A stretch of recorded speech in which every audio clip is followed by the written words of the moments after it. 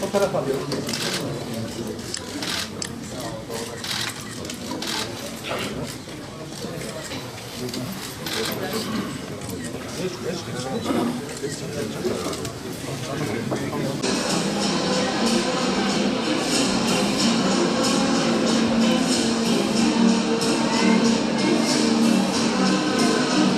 Milletvekili, protokolümüzün değerli üyeleri, kıymetli misafirler.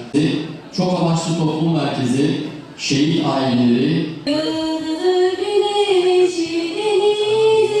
2024 yılı başta Filistin olmak üzere tüm dünyada barışın, huzurun, sevginin ve iyiliğin egemen olduğu bir yıl olur.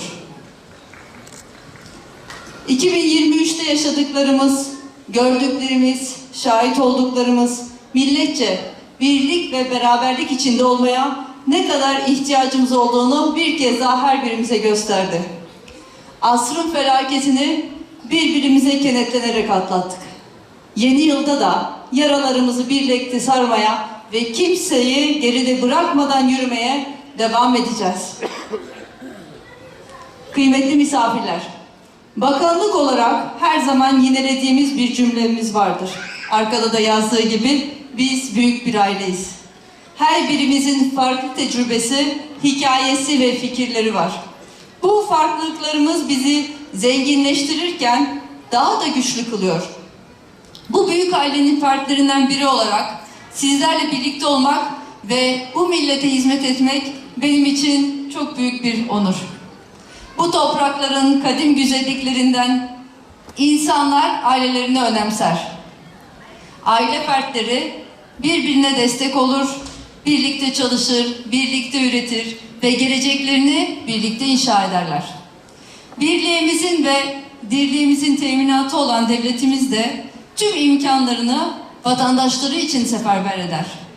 Sizler birlik olmanın, kenetlenmenin gücüne dayanarak bu büyük aileyi daha huzurlu ve müreffeh günlere inşallah taşıyacaksınız. Yaşlılarımızın tecrübelerinden, gençlerimizin dinamizminden istifade ederek kadın erkek ayrım gözetmeden büyük bir aile olarak ülkemiz için hep birlikte çalışmaya devam edeceğiz. Değerli misafirler, dünya ve insanlık son yıllarda çok zorlu süreçlerden geçti.